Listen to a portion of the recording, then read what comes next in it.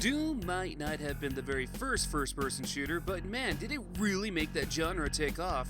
While Wolfenstein 3D might have been the inspiration for Doom, Doom was easily the more influential game to the shooting genre altogether. My earliest memories of Doom was when I was a small child, around 6 or so. I'd go to my friend's house and I remember watching his older brother play the game. But did I ever play it myself? Hell no! No way! You wanna know why? You wanna know the honest truth? Well, it's because this game scared the shit out of me! Look at this! Look at these monsters! Well, I suppose they aren't too scary by today's standards, but back then, this game was horrifying to me. Then again, around that time, I was used to things like the Disney Afternoon and the Nicktoons. This was demons from hell getting blown apart, ungodly monsters screaming and killing, pentagrams and bodies on stakes. This scared the shit out of me. So yeah, I'm not afraid to admit that. I did play a bit of it years and years later when it was re-released on Xbox Live Arcade, and more recently again when it was re-released on our current gen consoles, which is the version I'm using for this review. So playing it from fresher eyes than nostalgia, how does this game hold up? Well, let's talk about it. Doom, released in 1993 for PCs, was overwhelmingly popular when it was released. Everyone was playing the game, no production was getting done in the workplaces, and the addictiveness of a 4-player deathmatch was the thing to do. The story of Doom takes place in the not-so-distant future. You're a space marine with no name, often referred to by fans as Doom Guy, or Doom Marine, or Doom Slayer. Doom something. After your character assaults a superior officer for ordering troops to open fire on civilians, you're sent to Mars as punishment. You're now a boring old guard for the UAC, or the Union Aerospace Corporation, a radioactive waste facility. The UAC has been doing secret projects on Mars's 2 moons, one of the projects including interdimensional space travel. You can see where this is going. Something fraggin' evil comes out of one of the interdimensional gateways and causes one of the moons to disappear entirely. The other moon is investigated by the military, which includes you. You're set to secure the perimeters while the rest of the troops investigate.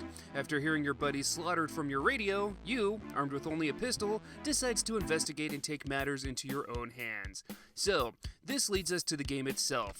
The controls here are actually super simple. Going off the current generation controls, you can use the left joystick to change your view of direction while using the right joystick to move in that direction.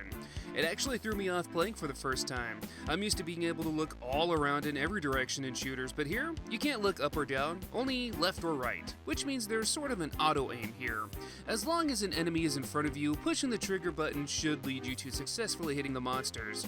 You can also run, but there's no jump button, which again might throw you off if you're used to the more current shooters. And that's about it for what you can do. The controls here are really simple, and you know what? I actually really like that. I'll admit that I'm not actually too crazy about first-person shooters in general, but the simple controls here make it really easy to engage in the game. As you make your way through levels, killing enemies and stealing their weapons or finding secret areas, you'll find a variety of guns. You start off with the pistol, which is rather weak, then there's the shotgun, which is pretty damn reliable. There's the chain gun, which is pretty kick-ass, a rocket launcher, which is always fun, a plasma rifle, which is super powerful, and then there's the BFG 9000, which is the prize tool for killing. There's also a chainsaw you can collect, and of course, you got your mitts. You can also collect more armor, a variety of health items, ammo, and power-ups like the Berserker Pack and Radiation Suit. The goal in each level is more or less to find the exit, labeled exit. Exit signs in hell. I don't think that's too likely. It's not as easy as it sounds though. Most of the time you'll have to find different colored key cards to help you get through the level.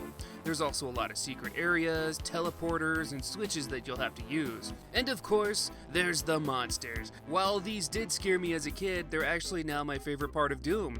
Blasting away cacodemons or barons of hell into bloody chunks of meat is it's just fantastic.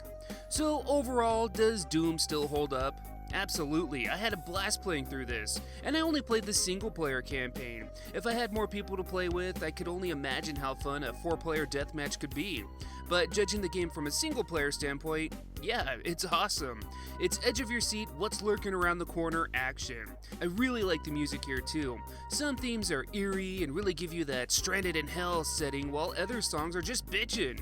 The game is great and still holds up well. Like I mentioned before, I don't really care for shooter games, but from games of that era, I enjoyed this more than the likes of Wolfenstein or Duke Nukem. This game is just fun. It's simple, straight to the point demon shooting action. And for only $5 on consoles and probably less on Steam, I totally recommend playing this game if you haven't already engaged in this 1993 phenomenon.